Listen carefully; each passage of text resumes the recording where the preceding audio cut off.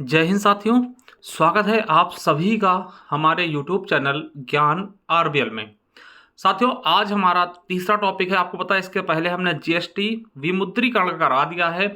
आज हमारा तीसरा टॉपिक होगा मानवाधिकार। ठीक है, तो मानवाधिकार के हम दोस्तों टॉप क्वेश्चन देखने वाले हैं। बहुत ही शानदार क्लास आज की ये होने वाली है। दोस्तों शुरू करते उसके पहले मैं कुछ चीज़ें आपको बता दूं कि जो भी बच्चे पहली बार जुड़े, चले जाइए हमारे ज्ञान आरबीएल यूट्यूब चैनल के प्ले लिस्ट में, और वहां देखेंगे दोस्तों तो हमने इसका प्ले लिस्ट बना दिया प्रैक्टिस सेट स्टैटिक जी के नाम से। ठीक है, यहाँ पे आपको दोस्तों हर एक चैप्टर की प्रैक्टिस सेट मिल जाएंगी, खास करके दोस्तों स्टैटिक के टॉपिक की।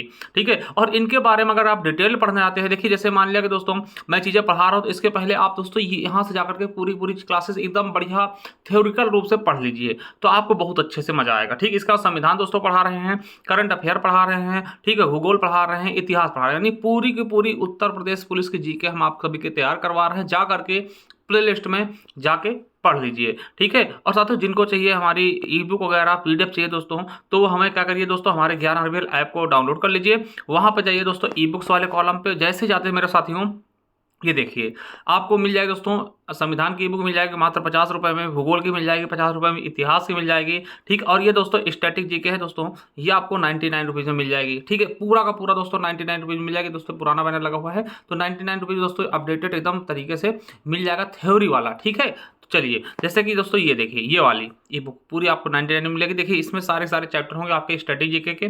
ठीक है, पूरे के पूरे हमने जो करवाए हैं। ठीक है, तो ये देख लीजिए 99 रुपीज़ में आपको मिल जाएगी। जाइए हमारे ज्ञान आरबीएल ऐप पे जाकर के दोस्तों इसको ले सकते हैं, या फिर दोस्तों आप इस नंबर पे व्हाट्सअप करिएगा, ओनली व्हाट्सअप दोस्तों करके स्क्रीनशॉट भेज के ये 99 रुपीज़ पे करके हमसे ये ई बुक्स आप व्हाट्सअप पर भी ले सकते हैं, या फिर ज्ञान आरबीएल ऐप से भी ले सकते हैं। चलिए शुरू करते हैं आज की वीडियो को। साथियों एक बार मैं पहले से बोल दूं कि भैया वीडियो को लाइक कर दिया करिए, क्योंकि देखिए देखने वाले लोग ज़्यादा होते हैं और लाइक की संख्या बहुत कम होती है। लाइक कर दिया करिए, और जो भी आपके समझ में आ गया दोस्तों लास्ट में कमेंट छोड़ दिया करिए। ठीक है, तो चलिए देखते हैं। देखिए मानवाधिकार, ठीक है, मानवाधिकार होते क्या दोस्तों कि मानव के कुछ अधिकार होते हैं। आपको पता होगा कि जो हमें अधिकार मिलते हैं, ठीक है, कि हम ये चीज़ें कर सकते हैं, वही होते दोस्तों मानवाधिकार। यानी ऐसे अधिकारों से है मानवाधिकार संबंध जो मनुष्य को यानी व्यक्ति को मनुष्य होने के कारण मिलते हैं। ठीक है, अगर बात करें दोस्तों मानवाधिकार की, दोस्तों कुछ अधिकार हमारे संविधान में दिए हैं जिनको हम मौलिक अधिकार जानते हैं, मौलिक अधिकार के नाम से जानते हैं। तो उनके बारे में अब हमारे पास समय नहीं है, इसके लिए आप डिटेल्ड वाली वीडियो देख लीजिएगा। चलिए शुरू करते हैं। पहला क्वेश्चन आपका, पहला क्वेश्चन क्या है कि 2006 में संयुक्त राष्ट्र मानवाधिकार आयोग का नामकरण बदल दिया गया, और इसका नाम बदलकर क्या कर दिया गया दोस्तों। देखिए बहुत ही शानदार क्वेश्चन है। तो भैया क्या कर दिया गया, देखिए यही क्वेश्चन अभी आपके यूपी पुलिस 2024 से पूछा गया। ठीक है, और दोस्तों यही क्वेश्चन आपका पहले दोस्तों जो जेल वार्डन फायरमैन के पेपर होते उसमें भी पूछा गया था। तो ऐसा मत कहिएगा कि सर प्रीवियस ईयर क्वेश्चन करा रहे हैं, भैया प्रीवियस ईयर क्वेश्चन भी रिपीट होते हैं। और यकीन मानिए कि आप अगर एक बार अच्छे से कर लेते हो तो आपका कोई भी क्वेश्चन बाद में जब भी एग्जाम में बैठेंगे बहुत अच्छे से आप कर पाएंगे। ठीक है, चलिए तो क्या नाम कर दिया गया दोस्तों बदल के, पहले ये क्या था दोस्तों, संयुक्त राष्ट्र मानवाधिकार आयोग था। ठीक है, इसका नाम दोस्तों बदलकर 2006 में क्या कर दिया गया, तो याद रखिएगा दोस्तों क्या किया गया, तो मानवाधिकार परिषद कर दिया गया। क्या कर दिया, मानवाधिकार परिषद कर दिया गया। दोस्तों याद रखिएगा बहुत इंपॉर्टेंट है। देख कभी कभार आपसे देखिए क्वेश्चन कैसे बनते हैं, ये भी याद रखेगा कि क्वेश्चन बनते कैसे हैं। तो आपसे देखिए सीधा सा पूछ सकता है कि भैया कब संयुक्त राष्ट्र मानवाधिकार आयोग का नाम बदल के क्या कर दिया गया दोस्तों, मानवाधिकार परिषद कर दिया गया। कब किया गया, तब आप 2006 बताइएगा। ठीक, इस तरीके से आपसे एक क्वेश्चन और बनता है, और यूपी पुलिस 2020 में पूछा गया, जेल वार्डन में यह भी पूछा गया था कि मानवाधिकार परिषद का गठन कब हुआ। अब बताइए आप, मानवाधिकार परिषद गठन कब हुआ, ये क्वेश्चन आपके जेल वार्डन पूछा गया था। ठीक है, देखिए एक तो ये पूछा गया था कि नाम बदल के क्या किया गया, एक सिंपल सा क्वेश्चन था कि मानवाधिकार परिषद का गठन कब हुआ। तो दोस्तों आपको तब भी क्या बताना था, 2006 बताना था, और ये क्वेश्चन आपके जेल वार्डन में पूछा गया है। ठीक है, तो दो क्वेश्चन जेल वार्डन बने थे, एक ये पूछा गया था नामकरण बदल के, और दोस्तों एक पूछा गया था मानवाधिकार परिषद गठन कब हुआ, तो 2006 में, क्योंकि दोस्तों 2006 में ही इसका नाम पड़ा था। समझ गए होंगे। चलिए ठीक है, चलिए अगला क्वेश्चन देखते हैं। राष्ट्रीय मानवाधिकार आयोग का मुख्यालय कहाँ है दोस्तों, राष्ट्रीय मानवाधिकार आयोग का मुख्यालय कहाँ है मेरे साथियों। तो देखिए ये भी आपके यूपी पुलिस में पूछा गया 2024 के अभी जो पेपर हुआ था, तो कहाँ है मेरे साथियों, तो आपको पता होगा एकदम इजी भी है, नई दिल्ली में। ठीक है, कहाँ है? नई दिल्ली में। चलिए देखिए, जो क्वेश्चन दोस्तों जैसा होगा उसको उस हिसाब से समय दिया जाएगा। अगला है कि संयुक्त राष्ट्र द्वारा मानवाधिकार दिवस के रूप में कौन सा दिन मनाया जाता है दोस्तों, मतलब मानवाधिकार दिवस हम कब मनाते हैं। तो याद रखिएगा मेरे दोस्तों कि मानवाधिकार दिवस हम कब मनाते हैं। देखिए यूपी एसआई में पूछा गया, जेल और यूपी पुलिस में पूछा गया, यूपी एसआई में पूछा गया, मतलब हर एक एग्जाम में क्वेश्चन पूछा जाता है। ठीक है, तो कब मनाते हैं दोस्तों? 10 दिसंबर को। क्या मनाते हैं? 10 दिसंबर को। दोस्तों याद रखिएगा 10 दिसंबर को ही शायद हम क्या दिया जाता है दोस्तों, नोबेल पुरस्कार भी देते हैं ना, शायद इसी दिन देते हैं। ठीक है, तो याद रखिएगा 10 दिसंबर को हम क्या मनाते हैं? विश्व मानवाधिकार दिवस मनाते हैं। ठीक है, मानवाधिकार दिवस मनाते हैं। तो याद रखिएगा, इंपॉर्टेंट क्वेश्चन है, कहीं ना कहीं आपसे पूछा जाएगा। ठीक है, चलिए अब देखिए एक चीज आपके दिमाग में और आनी चाहिए, भैया 10 दिसंबर को ही क्यों चुने हम। ठीक है भाई, ये चीजें तो आपके दिमाग में आनी चाहिए ना कि भैया कि 10 दिसंबर को ही क्यों चुने हैं। तो मैं आपको इसका इतिहास बता दूं, थोड़ा सा याद रखिएगा, अभी आगे और बात करेंगे कि भैया 10 दिसंबर 1948 डेट याद रखेंगे। कब? 10 दिसंबर 1948 की डेट याद रखेंगे।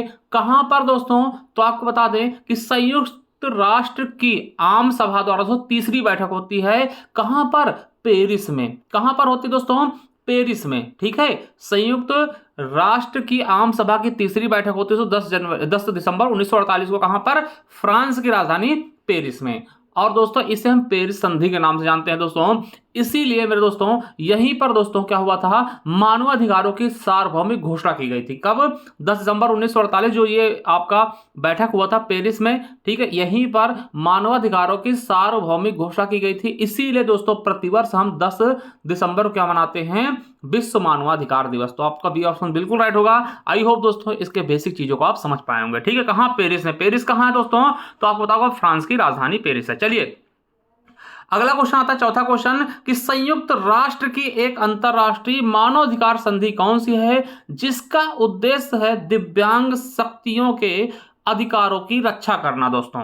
ठीक है, तो साथियों ऐसा कौन सा है जो दिव्यांग के लिए दोस्तों काम करता है। तो मेरे दोस्तों इसको याद रखेंगे, बहुत ही शानदार सा। कौन सा है? विकलांग व्यक्तियों के अधिकारों का पर संधि पत्र। दोस्तों देखिए क्वेश्चन आपके यूपीएसआई 2017 में पूछा गया है। कब पूछा गया मेरे दोस्तों? तो यूपीएसआई में पूछा गया है। ठीक है, अब देखिए यहां पे दोस्तों एक चीज और है, एमनेस्टी इंटरनेशनल। दोस्तों इसके बारे में याद रख लेंगे कि दोस्तों इसके बारे में क्वेश्चन पूछा था। इसकी स्थापना दोस्तों कब हुई, गठन कब हुआ? 1961 में गठन होता किसका? एमनेस्टी का। ठीक है, और अगर इसका हेडक्वार्टर पूछ ले, मुख्यालय पूछ ले, क्या बताएंगे आप? लंदन बता देंगे। अभी हम आगे इसके बारे में पढ़ेंगे। ठीक है, लंदन बता देंगे। और पूरे इसे नोबेल पुरस्कार भी मिला था दोस्तों। कब मिला? तो 1977 में इसे दोस्तों शांति का नोबेल पुरस्कार मिला था। ठीक है, किसका? एमनेस्टी को। तो दोस्तों एमनेस्टी के बारे में भी लगभग लगभग चीजें हो गई। यही क्वेश्चन पूछे आते एमनेस्टी से भी कि स्थापना पूछे 1961 बता दीजिएगा, हेडक्वार्टर कहां? लंदन यूके बोल देना। और कब इसे नोबेल पुरस्कार मिला? 1977 में। कौन सा मिला? शांति का मिला। क्यों मिला? क्योंकि दोस्तों इसने शोषण के खिलाफ अभियान चलाया था। कब चलाया था? शोषण के खिलाफ अभियान चलाया था दोस्तों। तो इसे 1977 में क्या मिल गया? 77 में नोबेल पुरस्कार मिला। और दोस्तों 1978 में इसे एक और पुरस्कार मिलता है, उसको क्या बोलते हैं? तो दोस्तों 1978 में दोस्तों इसको क्या मिला था? मानवाधिकार पुरस्कार से भी सम्मानित किया गया। किसको? 1978 में क्या किया गया? मानवाधिकार पुरस्कार से भी सम्मानित किया गया। किसको? एमनेस्टी को। ठीक है, चलिए याद रखेंगे। अगला दोस्तों क्या है कि मानवाधिकार की सार्वभौमिक घोषणा से उल्लिखित मानवाधिकार के सिद्धांत भारतीय संविधान के अनुच्छेदों में दोस्तों, तो आपको पता होगा कि जिस प्रकार से मानवाधिकार हैं वैसे दोस्तों भारतीय नागरिकों के लिए भी अधिकार दिए गए। कहां दिए गए? तो आपको एक चीज याद आएगा कि भैया हमारे संविधान में क्या है? मूल कर्तव्य है या फिर मूल अधिकार या फिर मौलिक अधिकार। कर्तव्य नहीं दोस्तों, अधिकार। ठीक है, तो दोस्तों जो अधिकार हैं हमारे संविधान में दिए गए हैं, भारतीय संविधान में दिए गए, उनको हम मूल अधिकार कह सकते हैं या फिर मौलिक अधिकार कह सकते हैं। तो उसी की बात ये कर रहा है। क्या? उसी की बात कर रहा है। तो दोस्तों वो कहां से कहां तक हैं? तो आपको समझ में आना चाहिए भैया ये कहां से कहां तक हैं। तो भाग 3 में है। आर्टिकल की बात कर ले तो आर्टिकल कौन से हैं? तो दोस्तों 12 से लेकर के 35 तक। ठीक है, 12 से लेकर के 35 तक भाग 3। और कहां से लिए गए हैं? तो यूएस से दोस्तों, अमेरिका से प्रेरित हैं। तो आई होप दोस्तों बहुत अच्छे समझते होंगे मूल अधिकार के बारे में या मौलिक अधिकार के बारे में। तो कौन सा अनुच्छेद दोस्तों आपको जाएगा? बिल्कुल 12 से 35 तक। ठीक है, समझ गए होंगे। आपको पता होगा, हमने दोस्तों संविधान पढ़ाया भी है कि भैया भाग 1 में राज्य क्षेत्र के बारे में बताया गया 1 से 4 तक, फिर 5 से 11 तक दोस्तों नागरिकता के बारे में बताया गया, और तीसरा आता दोस्तों मूल अधिकार का। ठीक है, तो हमारा बी ऑप्शन बिल्कुल और बिल्कुल राइट हो जाएगा। दोस्तों सभी क्वेश्चन जोड़िएगा, कितने क्वेश्चन आपको सही हो रहे हैं कमेंट बॉक्स में बता के जाइएगा कि आप इन 30 क्वेश्चन में से कितने क्वेश्चन सही कर पा रहे हैं। चलिए, छठवां क्वेश्चन क्या है कि मानवाधिकारों की सार्वभौमिक घोषणा की मसौदा समिति के अध्यक्ष कौन थे। दोस्तों बहुत ही प्यारा सा क्वेश्चन है कि भैया मानवाधिकारों के जो दोस्तों ये तैयार किया गया था मसौदा समिति, इसके अध्यक्ष कौन थे मेरे साथियों, तो आपको बताना होगा। बहुत ही शानदार क्वेश्चन दोस्तों, ये देखिए यूपीएससी में पूछा गया। दोस्तों इसके अध्यक्ष कौन थे, एलेनोर रूजवेल्ट थे। बहुत अच्छा क्वेश्चन है। और आपको बता दूं क्या दोस्तों, आपको बता दूं कहां के कब बैठक हुई दोस्तों इसकी, है ना, जो सार्वभौमिक घोषणा भी हमने बताया था कि कब बैठक हुई थी भैया, 10 दिसंबर 1948 को। 10 दिसंबर अभी ऊपर बता चुके हैं ना, उसी बैठक की बात हो रही है। 10 दिसंबर 1948 को कहां पे हुई थी, पेरिस में हुई थी। पेरिस में हुई थी दोस्तों। पेरिस कहां है, फ्रांस की राजधानी है। उसी दिन से दोस्तों 10 दिसंबर को क्या मनाते हैं, मानवाधिकार दिवस। ठीक है, तो दोस्तों जो ये सार्वभौमिक घोषणा की गई थी मानवाधिकारों की, इसके मसौदा समिति के अध्यक्ष कौन थे, तो एलेनोर रूजवेल्ट थे। ठीक है, याद रखिएगा। और दोस्तों इसका ड्राफ्ट किसने बनाया था, ड्राफ्ट किसने तैयार किया था, तब अगर पूछा ड्राफ्ट किसने तैयार किया था मसौदा समिति का, ठीक है, इसका ड्राफ्ट किसने तैयार किया था, तो दोस्तों पीटर हम्फ्रे थे। ठीक है, तो ये भी याद कर लेंगे। चलिए, सातवां क्वेश्चन क्या है कि भारत के संविधान में उल्लिखित निम्न में से कौन सा अधिकार मानव अधिकारों की सार्वभौमिक घोषणा में उल्लिखित नहीं। यानी जो आप मानवाधिकारों की सार्वभौमिक घोषणा देखेंगे दोस्तों, उसमें 30 आर्टिकल हैं। ठीक है, उनमें से दोस्तों कौन सा भारतीय संविधान से नहीं है। आपका समान नागरिक संहिता दोस्तों, ये तो बिल्कुल भी नहीं है। ठीक है, वैसे संविधान में कहां है, तो आर्टिकल कितने में दोस्तों, 44 में। ठीक है, 44 में। ठीक है, चलिए, अब जंगलों का सुधार, संरक्षण और उनकी रक्षा करना, दोस्तों ये भी, इसकी भी बात दोस्तों नहीं की गई है। अब जो आपने पढ़ा होगा, हमसे पढ़ा होगा दोस्तों, मानवाधिकार सार्वभौमिक घोषणा हमने 30 आर्टिकल पढ़ाए थे, उनमें दोस्तों इनको शामिल नहीं किया। यानी कि यहाँ पे कौन सा ऑप्शन हो जाएगा सही, ए व बी दोनों, किसी को भी इसमें शामिल नहीं किया गया है। ठीक है, चलिए अगले क्वेश्चन तरफ बढ़ते हैं कि संयुक्त राष्ट्र संघ ने मानवाधिकारों की सार्वभौमिक घोषणा कब की। अभी मैंने दोस्तों ऊपर बताया हूं कई बार, मैं इसीलिए दोस्तों उन चीजों को मैं रिपीट करता रहता हूं। तो कब की गई इसमें साथियों, तो ये चीजें आपको बहुत अच्छे से पता होगा साथियों कि कब की गई, तो 1948 में। अब डेट पूछ ले, डेट भी आपके दिमाग में आया होगा भैया कि 10 दिसंबर 1948। ठीक है, कहां पर, तो पेरिस में। पेरिस कहां है, फ्रांस की राजधानी है। ठीक है, और जो ड्राफ्ट के दोस्तों अध्यक्ष थे कौन थे, तो एलेनोर रूजवेल्ट, है ना, समझ गए। तो 10 दिसंबर 1948 दोस्तों। ठीक है, बिल्कुल अच्छे समझ में आया होगा। चलिए, तो आपका ए ऑप्शन से राइट हो जाए। देखिए यूपीएससी 2021 में पूछा गया, इसी साल जो 2021 में जो पेपर हुआ था। चलिए अगला है कि मानवाधिकारों की सार्वभौमिक घोषणा पत्र में कितने अनुच्छेद थे। देखिए इसी की मैं बात कर रहा था कि मानवाधिकारों की सार्वभौमिक घोषणा में कितने अनुच्छेद, दोस्तों आपको बता दें कि कब ये घोषणा की गई थी, 10 दिसंबर 1948 को। ठीक है, 10 दिसंबर 1948। देखिए एक एक चीज याद रखिएगा, कहां की गई, तो पेरिस में की गई। भैया जो ये पत्र था इसमें कितने अनुच्छेद थे, जो घोषणा पत्र था मानवाधिकारों की सार्वभौमिक घोषणा पत्र था, यानी कि UDHR में दोस्तों कितने आर्टिकल थे, टोटल 30 थे। कितने थे, 30 थे। MPPCS में दोस्तों, MPPSC में दोस्तों एक क्वेश्चन पूछा गया था। ठीक है, चलिए अब दोस्तों 300 आर्टिकल से भी क्वेश्चन आते हैं, तो उनके बारे में बात करेंगे आज हम दोस्तों। देखिए यूपी पुलिस 2018 में पूछा गया था कि मानवाधिकारों की सार्वभौमिक घोषणा यानी UDHR के अनुच्छेद 4 में क्या है। देखिए बहुत अच्छा क्वेश्चन यूपी पुलिस से पूछा गया कि मानवाधिकार सार्वभौमिक घोषणा के अनुच्छेद 4 में किसका वर्णन किया गया है। तो किसका वर्णन दोस्तों अनुच्छेद 4 में है, तो आपको बता दें बिल्कुल और बिल्कुल सही क्या हो जाएगा आपका, गुलामी से स्वतंत्रता। क्या हो जाएगा, गुलामी से स्वतंत्रता हो जाएगा साथियों। अब आप कहेंगे कि सर और चीजें जो दी हैं, शिक्षा का अधिकार ये कहाँ है। ठीक है, तो इनके बारे में भी बता दीजिए। तो भैया याद कर लीजिएगा, शिक्षा का अधिकार कौन से आर्टिकल में दिया गया है, तो भैया आर्टिकल नंबर 26 में शिक्षा का अधिकार दिया गया है। क्या दिया गया है, आर्टिकल नंबर 26 में दोस्तों शिक्षा का अधिकार दिया गया है। और दोस्तों जो आपका है निजी संपत्ति का अधिकार, तो साथियों ये निजी संपत्ति का अधिकार कौन सा है, तो आर्टिकल नंबर किसमें है, 17 में। ठीक है। और दोस्तों बात कर लेते हैं कि विवाह एवं परिवार का अधिकार, मतलब विवाह कर सकते, अपना परिवार रख सकते, यह अधिकार किसमें दिया गया है? तो दोस्तों अनुच्छेद 16 या फिर आर्टिकल 16। अब आप कंफ्यूज मत होइएगा कि आर्टिकल में संविधान वाले था, संविधान का दोस्तों अलग है, मानवाधिकारों की सार्वभौमिक घोषणा वाला अलग। जिन्होंने भी हमारा दोस्तों डिटेल्ड वाली क्लास देखी होगी, जो स्टैटिक जीके 2.0 वाले, उनको सब कुछ पता होगा ये चीजें, ठीक है। तो ये बताने की जरूरत नहीं है। तो यार आपका ए ऑप्शन बिल्कुल राइट होगा। आई होप दोस्तों ये क्वेश्चन आप कर भी ना पाए होंगे ना। और शिक्षा का अधिकार दोस्तों 26 में बताया गया है, आर्टिकल 26 में, निजी संपत्ति का अधिकार 17 में, और विवाह और परिवार वाला 16 में। चलिए आगे देखते हैं कि मानवाधिकार की सार्वभौमिक घोषणा के अनुच्छेद 15 में दोस्तों क्या है, ठीक। अनुच्छेद 15 में क्या बताया गया है? देखिए ये रेडियो ऑपरेटर में क्वेश्चन पूछा गया अभी 2024 में, यानी इससे क्वेश्चन बनते हैं, ये चीज आपको याद रखना।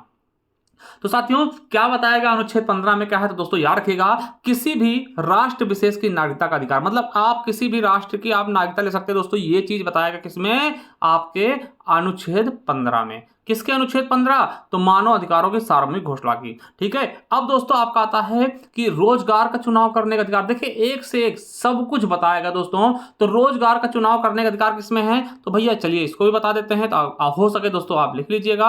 आर्टिकल 23 में दोस्तों बताया गया है रोजगार चुनाव करने का अधिकार, ठीक है। अब अगला है निजी संपत्ति रखने का अधिकार। तो निजी संपत्ति किसमें रखेंगे? तो आर्टिकल 17 रख लीजिए। और विवाह विच्छेद के बारे में दोस्तों हम पहले भी बता चुके हैं, किसमें? 16 में, आर्टिकल 16 में, ठीक है। तो रोजगार का चुनाव करने का अधिकार किसमें? आर्टिकल 23 में, निजी संपत्ति का 17 में, विवाह और परिवार दोस्तों 16 में। तो हमारा सही ऑप्शन दोस्तों बी हो जाएगा, यानी 15 में क्या है? किसी भी राष्ट्र विशेष की नागरिकता का अधिकार दोस्तों, ठीक है। चलिए अब दोस्तों ये क्वेश्चन हमने रखा अपनी तरफ से, बहुत ही अच्छा क्वेश्चन है कि मानव अधिकारों की सार्वभौमिक घोषणा के किस अनुच्छेद में सभा करने या समिति बनाने का अधिकार है? क्या दोस्तों? सभा करने या समिति बनाने का अधिकार दोस्तों। तो आपको बताना है कौन सा है? अनुच्छेद 20, 21, 24, 25। तो मैं आपको बता दोस्तों हमारा बिल्कुल सही हो जाएगा दोस्तों 20 नंबर।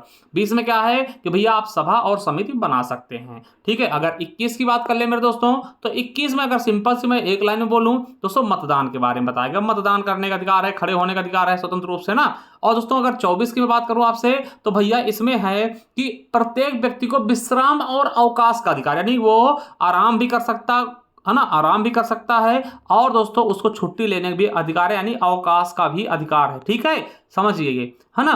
और दोस्तों 25 की बात करूं तो दोस्तों इसमें है कि जीवन स्तर को, अच्छे जीवन स्तर को प्राप्त करना, मतलब कि जच्चा बच्चा की सहायता और सुविधा, जैसे आपको पता है कि बहुत से पोषण योजना वगैरह चलते हैं, तो इसमें याद रखिएगा कि अच्छे जीवन स्तर को प्राप्त करने का अधिकार, ठीक, अच्छे जीवन स्तर को प्राप्त करने का अधिकार 25 में बताएगा, यानी कि आपका आर्टिकल 20 बिल्कुल सही हो जाएगा। 21 में क्या है? मतदान करने का अधिकार, और 24 में क्या है? विश्राम या फिर अवकाश का अधिकार, और 25 में क्या है? अच्छे जीवन जीने का अधिकार, यानी अच्छे जीवन स्तर को प्राप्त करने का अधिकार, ठीक है। चलिए 13 नंबर क्वेश्चन क्या है? मानव अधिकार की सार्वभौमिक घोषणा के किस अनुच्छेद में विचार और अभिव्यक्ति स्वतंत्रता है? विचार और अभिव्यक्ति की स्वतंत्रता दोस्तों बताई गई। देखिए बहुत लंबा वीडियो खींच जाएगा, इसलिए थोड़ा सा जल्दी जल्दी कोशिश करेंगे। तो दोस्तों हमारा आर्टिकल 19 बिल्कुल सही हो जाएगा, ठीक है। आर्टिकल 19 बिल्कुल सही होगा।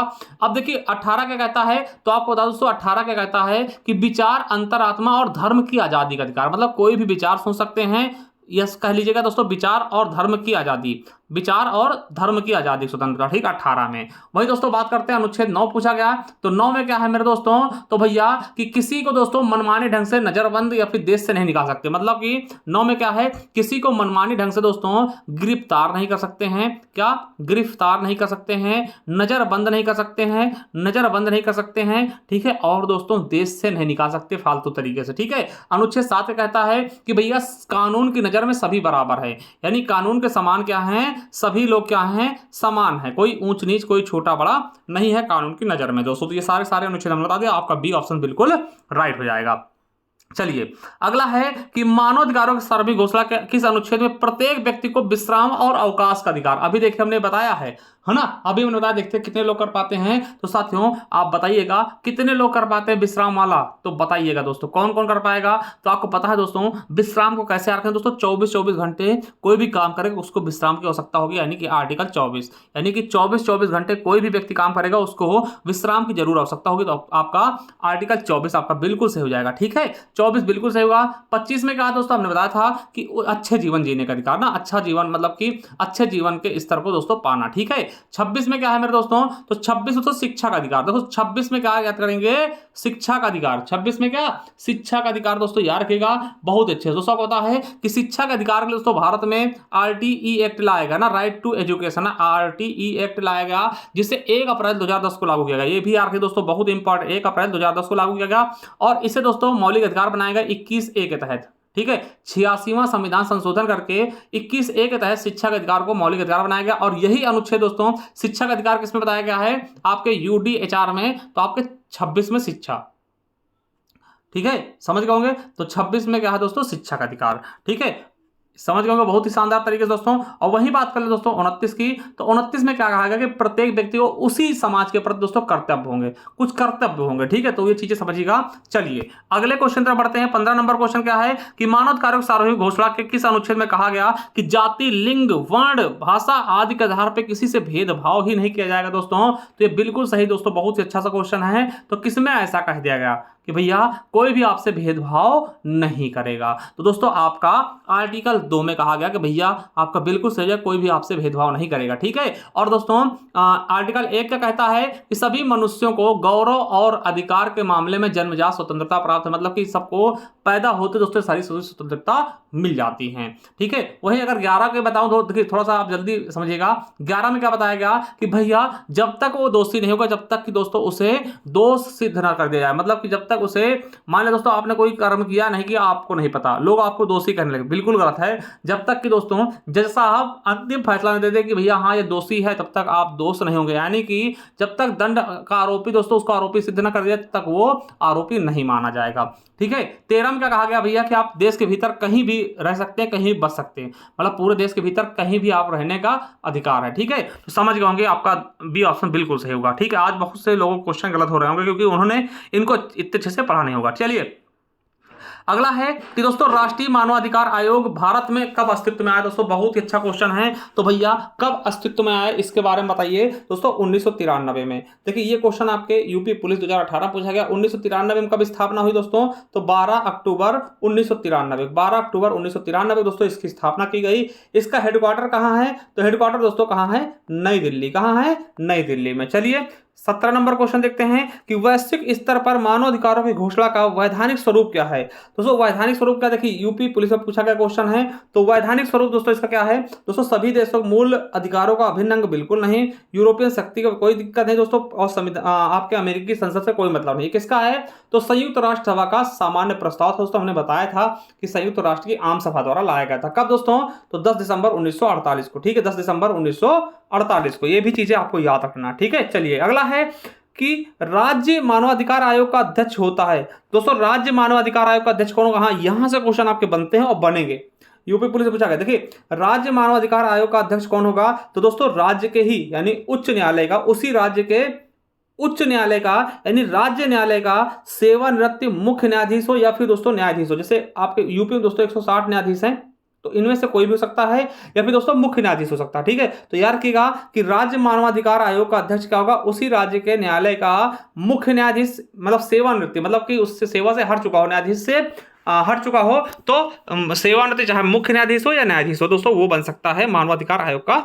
अध्यक्ष, ठीक है। चलिए अगला है कि मानवाधिकारों का प्रथम अंतरराष्ट्रीय सम्मेलन किस देश में आयोजित किया गया। दोस्तों बहुत ही शानदार क्वेश्चन है कि दोस्तों किस देश में इसका दोस्तों आयोजन किया गया। तो दोस्तों इसका बिल्कुल अच्छे से समझेगा, तो दोस्तों इसका बिल्कुल सही हो जाएगा दोस्तों तेहरान। क्या दोस्तों, तेहरान में दोस्तों बैठक होती है। कब होती है, तो दोस्तों 1968 में, है ना। 22 अप्रैल, अगर लिखना चाहे दोस्तों लिख लीजिए, 22 अप्रैल से लेकर के कब तक, 13 मई तक। 13 मई दोस्तों, 13 मई 1968 में दोस्तों इसकी बैठक होती है, ठीक है। तेहरान कहाँ पड़ता है दोस्तों, ये ईरान की राजधानी है। कहाँ है, ईरान की राजधानी है तेहरान, ठीक है। तो हमारा बी ऑप्शन बिल्कुल सही होगा। देखिए वियना कहाँ दोस्तों, वियना ऑस्ट्रिया की राजधानी है। ऑस्ट्रिया, ऑस्ट्रेलिया नहीं, ऑस्ट्रिया की राजधानी। यहाँ पे दोस्तों 1993 में बैठक होती है, ठीक है। और दोस्तों वाशिंगटन डीसी किसकी है, तो आपको पता होगा अमेरिका की राजधानी। और बगदाद किसकी है दोस्तों, तो ये इराक की है। किसकी, इराक की। चारों ऑप्शन की राजधानी आप समझ में आ गए होंगे। तो हमारा बिल्कुल सही जगह बी तेहरान। ठीक है, चलिए कब होता तेहरान में बैठक, तो मैं बता चुका हूं मेरे दोस्तों, कब 1968 में। चलिए अगले क्वेश्चन में बढ़ते हैं कि राष्ट्रीय मानवाधिकार आयोग का अध्यक्ष कौन होगा। तो यहां भी दोस्तों उच्चतम न्यायालय यानी भारत का जो मुख्य न्यायाधीश होगा या दोस्तों न्यायाधीश, ठीक है, तो उनमें से कोई बन सकता है। देखिए पहले क्या था दोस्तों, केवल मुख्य न्यायाधीश होता था, मगर दोस्तों जब इसमें संशोधन किया गया 2000 है ना 2019 में, तो इसमें मुख्य न्यायाधीश के साथ साथ दोस्तों न्यायाधीश भी जोड़ दिया गया। तो अगर जो राष्ट्रीय मानवाधिकार आयोग होगा इसका अध्यक्ष कौन कौन बन पाएगा, तो उच्चतम न्यायालय का सेवानिवृत्त यानी कि दोस्तों वहां से हटा हुआ मुख्य न्यायाधीश हो या न्यायाधीश हो, ठीक है, तो कोई भी बन सकता दोस्तों। ये क्वेश्चन आपके यूपीएसआई में पूछा गया, ठीक है, याद रखेंगे, बहुत ही शानदार क्वेश्चन है और इंपॉर्टेंट भी है। ठीक है, चलिए दोस्तों पहले क्या था, पहले मुख्य न्यायाधीश ही था, जब 2019 में संशोधन किया गया तब न्यायाधीश भी जोड़ दिया गया। ठीक है, ये चीज आप समझिएगा। चलिए अगला है कि थाने में मानवाधिकार संरक्षण के लिए आप किस प्रकार काम करेंगे। आपकी मान ले दोस्तों नौकरी लग गई, तो थाने में दोस्तों मानवाधिकार कोई टीम आती है, तो दोस्तों आप क्या कैसे किस प्रकार से इसका जांच फांच करेंगे दोस्तों। तो आपको यूपीएसआई में पूछा गया, तो देखिए इसका सही आंसर क्या होगा, तो आपके हिसाब से दोस्तों दोनों लग रहा होगा कि भैया थाने में क्या होगा, उच्चतम न्यायालय के निर्णय DK बसु बनाम पश्चिम बंगाल के निर्देशों का पालन करेंगे, या फिर दोस्तों बी नंबर क्या है, यदि मानवाधिकार की टीम आएगी तो उसका पूरा सहयोग करेंगे। तो दोस्तों आपके दिमाग में क्या आ रहा होगा कि भैया दोनों सही है, मानवाधिकार की टीम आएगी उसका भी सहयोग करेंगे, तो भैया इसका बिल्कुल सही आपका ऑप्शन ये गलत माना जाएगा। क्या होगा इसके बारे में दोस्तों, टीम ने क्या माना है, मतलब कि जो दोस्तों इनके द्वारा क्या माना गया था, तो मैं आपको बता दूं दोस्तों, इसका बिल्कुल सही हो जाएगा। क्या हो जाएगा बिल्कुल सही, आपका ए नंबर, केवल और ए, क्या उच्चतम न्यायालय के निर्णय DK बसु बनाम पश्चिम बंगाल के निर्देशों का पालन करेंगे दोस्तों, क्योंकि ये जो DK बसु ये केस आया था दोस्तों, ये प्रॉपर इसी के लिए आया था। और साथियों इसीलिए दोस्तों इसका हम केवल पालन करेंगे, हमें दोस्तों किसी की हेल्प नहीं करनी, किसी की मदद नहीं करनी, जो चीज़ें दोस्तों कानून के अकॉर्डिंग है उसी पर हमें कायम रहना है। ऐसा थोड़ी मान लिया दोस्तों ये आए दोस्तों मानवाधिकार वाली टीम कुछ आपसे गलत करना चाहे तो आपके गलत में सहयोग कर देंगे। ठीक है, तो आपको एक गाइडलाइन दी गई है DK बसु मामले का दोस्तों, ठीक है, उसके अनुसार आप काम करेंगे। हो सकता है आपसे पूछे DK बसु मामला किससे संबंधित दोस्तों, मानवाधिकार के। ठीक है, ये दोस्तों 1997 में आया था। कब आया था, 1997 दोस्तों, ये वादा है यार, ठीक है दोस्तों। तो हमारा केवल और केवल हम DK बसु पश्चिम बंगाल के निर्देशों का पालन करेंगे, जो हमें माननीय सुप्रीम कोर्ट द्वारा ये चीजें दी गई थी। ठीक है, चलिए बहुत अच्छा समझ में आ रहा होगा दोस्तों। ठीक है, क्योंकि ये मानव संरक्षण अधिनियम के दोस्तों लिए ही ये निर्णय जारी किए गए थे। ठीक है, चलिए अगला है 22 नंबर, एमनेस्टी इंटरनेशनल को किस वर्ष दोस्तों शोषण के खिलाफ अभियान चलाने के लिए शांति का नोबेल पुरस्कार दिया गया। तो साथियों अभी मैंने बताया 1977 में दोस्तों, बिल्कुल सही। और इसकी स्थापना दोस्तों 1961 में होती है। ठीक है, और दोस्तों आपको पता है कि 1978 में इन्हें मानवाधिकार का पुरस्कार मिलता है। ठीक है, 77 में दोस्तों नोबेल पुरस्कार मिला, 78 में मानवाधिकार का मिला, और 1961 में इसकी स्थापना होती। कहाँ पर, इसका हेडक्वार्टर कहाँ है, तो बताइएगा दोस्तों कहाँ है, लंदन में। ठीक है, लंदन में। तो याद रखेंगे, सब कुछ हमने बता दिया एमनेस्टी के बारे में ऊपर भी। ठीक है, चलिए 23वां क्वेश्चन क्या है कि उत्तर प्रदेश के मानवाधिकार आयोग के अध्यक्ष कौन है। उत्तर प्रदेश के मानवाधिकार आयोग के अध्यक्ष कौन है, तो दोस्तों न्यायमूर्ति बालकृष्ण नारायण जी हैं, या फिर रंगनाथ मिश्र हैं, या फिर न्यायमूर्ति अरुण कुमार थी, या फिर दोस्तों न्यायमूर्ति S रफत आलम है। दोस्तों तो आपको बता दें अभी वर्तमान में कौन है, तो न्यायमूर्ति बालकृष्ण नारायण जी हैं, उत्तर प्रदेश मानवाधिकार के आयोग के अध्यक्ष। ठीक है, चलिए तो हमारा ए ऑप्शन बिल्कुल राइट हो जाएगा। चलिए आगे देखते हैं, तो राष्ट्रीय मानवाधिकार आयोग के अध्यक्ष, देखिए वो हमने उत्तर प्रदेश का देखा था, ये पूरे देश का है यानी राष्ट्र का। ठीक है, तो राष्ट्रीय मानवाधिकार आयोग के प्रथम अध्यक्ष पूछा गया दोस्तों, ना कि वर्तमान वाले। तो प्रथम अध्यक्ष कौन थे, तो याद रखिएगा श्री न्यायमूर्ति रंगनाथ मिश्र जी थे। कौन थे, रंगनाथ मिश्र जी दोस्तों क्या थे, प्रथम अध्यक्ष थे किसके, राष्ट्रीय मानवाधिकार आयोग के। चलिए 25वां क्वेश्चन क्या है कि राष्ट्रीय मानवाधिकार आयोग के वर्तमान अध्यक्ष पूछ लिया गया। तो दोस्तों वर्तमान अध्यक्ष कौन है, तो दोस्तों याद रखिएगा अरुण कुमार मिश्र जी। कौन है, अरुण कुमार मिश्र जी दोस्तों। तो ये वर्तमान अध्यक्ष होगा। अब देखिए यहां पर समझिए, ये दोस्तों कहाँ के हैं, तो दोस्तों ये यूपी के राज्य मानवाधिकार के अध्यक्ष हैं। क्या है, वर्तमान में देखिएगा ये यूपी के राज्य मानवाधिकार आयोग के वर्तमान अध्यक्ष हैं। ठीक, यही समझ लीजिएगा। जो आपका सेकंड ऑप्शन है ये दोस्तों राष्ट्रीय मानवाधिकार आयोग के प्रथम अध्यक्ष हो जाएंगे, प्रथम है ना, सबसे पहले। और सो ये वर्तमान में है। और सो जो ये रफत है ना, रफत आलम, ये यूपी के दोस्तों इसके पहले यानी बालकृष्ण नारायण के पहले इनका कार्यकाल था। यानी बालकृष्ण नारायण यूपी के जो हैं मानवाधिकार आयोग के अध्यक्ष हैं, इनके पहले कौन थे, तो रफत आलम जी थे। ठीक है, समझ जाइएगा। और इसका बिल्कुल सही ऑप्शन क्या हो जाएगा हमारा दोस्तों, वर्तमान अध्यक्ष कौन होंगे आपके, अरुण कुमार। अगर प्रथम पूछता तो प्रथम पहले बता चुके रंगनाथ होते, ठीक। तो हमारा सी ऑप्शन बिल्कुल राइट हो जाएगा। चलिए 26 नंबर क्या है कि राष्ट्रीय मानवाधिकार आयोग के अध्यक्ष का कार्यकाल कितना होता है दोस्तों, समझिएगा।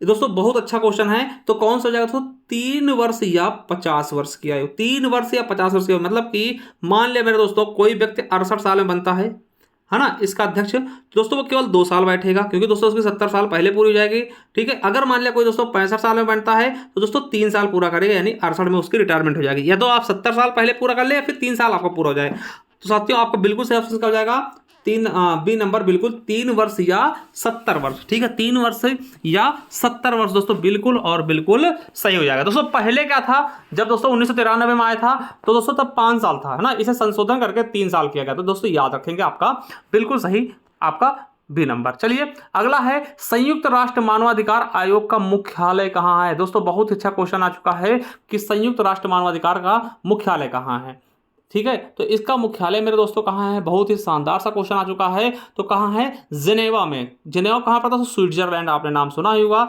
स्विट्जरलैंड। दोस्तों जिनेवा बहुत सारे मुख्यालय ना, तो स्विट्जरलैंड आपने नाम सुना होगा दोस्तों, स्विट्जरलैंड के जिनेवा में इसका मुख्यालय है, ठीक। इसका संयुक्त राष्ट्र मानवाधिकार आयोग का, ठीक है। और राष्ट्रीय मानवाधिकार आयोग का दोस्तों कहाँ है, राष्ट्रीय मानवाधिकार का तो आपको बताया नई दिल्ली में है, ठीक है। और दोस्तों अपने उत्तर प्रदेश में कहाँ है राज्य मानवाधिकार आयोग का, तो लखनऊ में है, ठीक है। ये सारी चीजें आपको याद रखना दोस्तों। तो आपका बिल्कुल सही सी नंबर हो जाएगा, जिनेवा हो जाएगा, ठीक है। आई होप समझ रहे होंगे अच्छे से आप। चलिए अगला है कि राष्ट्रीय मानवाधिकार आयोग के अध्यक्ष व सदस्यों को पद से हटाया जाएगा, किसके द्वारा दोस्तों।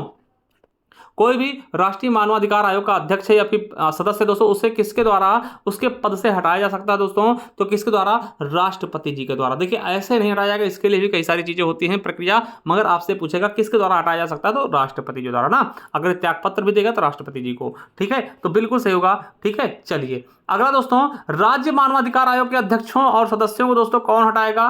तो दोस्तों यहाँ पे आप कंफ्यूजन कर सकते हो दोस्तों, और बिल्कुल सही आप कंफ्यूजन करेंगे भी। बताइएगा कौन होगा, तो बताइए। आप कहीं राज्यपाल के बारे में तो नहीं सोचते, बिल्कुल गलत। अगर राज्यपाल सुना है दोस्तों तो बिल्कुल गलत होगा, यहाँ भी आपका राष्ट्रपति होगा। देखिए जब दोस्तों इनकी नियुक्ति की जाएगी तो दोस्तों तब राज्यों में राज्यपाल नियुक्ति करेगा, मगर मेरे साथियों एक चीज याद रखिएगा, जब हटाने की बात आएगी, चाहे राज्य का हो, चाहे केंद्र का हो, चाहे राष्ट्रीय मानवाधिकार आयोग पूछा जाए या राज्य मानवाधिकार आयोग पूछा जाए, तब दोस्तों केवल और केवल राष्ट्रपति ही काम कर सकता है हटाने वाला। चलिए दोस्तों अंतिम क्वेश्चन मेरे दोस्तों आप सभी के लिए है, ठीक है। आप बताइए, और दोस्तों एक बार लाइक कर दीजिए, प्लीज लाइक कर दीजिए। देखिए इतनी मेहनत आप सभी के लिए कर रहे हैं, लाइक कर दीजिए, हो सके दोस्तों शेयर कर दीजिए और चैनल सब्सक्राइब कर लीजिए, क्योंकि ऐसे दोस्तों प्रैक्टिस सेट इसका पार्ट 2 भी लेके आना वाला दोस्तों। 60 क्वेश्चन हम करवाएंगे टोटल, ठीक है। आज 30 क्वेश्चन हमने देख लिए। तो इसका दोस्तों कमेंट बॉक्स में आप आंसर करिएगा कि उत्तर प्रदेश राज्य मानवाधिकार आयोग का स्थापना कब की गई थी, 1993 में, 1948 में, 2002 में या फिर 2010 में। तो इसका आप कमेंट बॉक्स में कमेंट करिए दोस्तों, लाइक कर दीजिए, प्लीज कर दीजिए लाइक, और शेयर भी कर दीजिए। अगर जो भी कमियां हैं दोस्तों उसको बताइएगा। और देखिए इनकी पीडीएफ कहाँ मिलती है दोस्तों, जो ये पढ़ा रहे हैं हम, तो ये प्रैक्टिस सेट की दोस्तों आपको ज्ञान आरबीएल ऑफिशियल हमारा टेलीग्राम चैनल, उससे ज्वाइन कर लीजिएगा, ठीक है। लगभग 12 के लोग उसमें जुड़े हुए थे, तो 12,000 लड़के उसमें जुड़े हुए हैं ऑलरेडी। तो जाइए आप भी जुड़ जाइए, ठीक है। और शेयर करिएगा वीडियो को, ज़्यादा से ज़्यादा लोग दोस्तों आइएगा, ठीक है। चलिए अब दोस्तों आपको बता दें कि जाइए हमारे प्ले लिस्ट में ये प्रैक्टिस सेट है दोस्तों, कर लीजिए इसको, ठीक है। बहुत ही शानदार तरीके से इसमें आपको लगे हुए मिल जाएंगे, सारे प्रैक्टिस सेट इसी में ऐड होते रहेंगे, ठीक। ये हमारा, इसको कर लीजिए। देखिए आप अगर आप कल के लिए दोस्तों तैयार हो रहे हैं ना, तो आप इसमें जाइएगा, मानवाधिकार वाले चैप्टर पढ़ लीजिए, ठीक है। और ऑलरेडी दोस्तों हम अपने टेलीग्राम चैनल बता देंगे अगला चैप्टर हमारा क्या है, ठीक। ऑलरेडी बता देता हूं, तो टेलीग्राम चैनल हमारा ज्वाइन कर लीजिए। यहाँ पे हम पहले बता देते हैं कि अगला चैप्टर क्या है, तो उसकी तैयारी आप करके आएंगे, थोड़ा सा और मजा आएगा, ठीक है। चलिए, और आपके लिए संविधान की क्लासेस हैं, करंट अफेयर क्लासेस हैं, मतलब यूपी आपके पुलिस के लिए दोस्तों सारी चीज़ें, हिंदी और जीके की पूरी व्यवस्था है हमारे पास। तो जाकर के पढ़ लीजिए। और जिनको दोस्तों हमारी चाहिए पीडीएफ दोस्तों, आज जाइए ई बुक वाले कॉलम पे, और यहाँ पे जाएंगे दोस्तों, ये सारी पीडीएफ आपको मिल जाएंगी बहुत ही शानदार तरीके से दोस्तों। और ये हमारे 99 के है, स्टैटिक जीके ई बुक है। अगर चाहते हैं आप लेना तो दोस्तों हमारे ज्ञान आरबीएल ऐप पे जाकर के इसको परचेस कर सकते हैं, बहुत ही शानदार तरीके से दोस्तों, बहुत ही मस्त तरीके से। चलिए थैंक यू दोस्तों, कमेंट बॉक्स में कमेंट कर जरूर बताइएगा दोस्तों, हम आप सभी कमेंट हम पढ़ते हैं, ठीक है। चलिए thank you, love you all.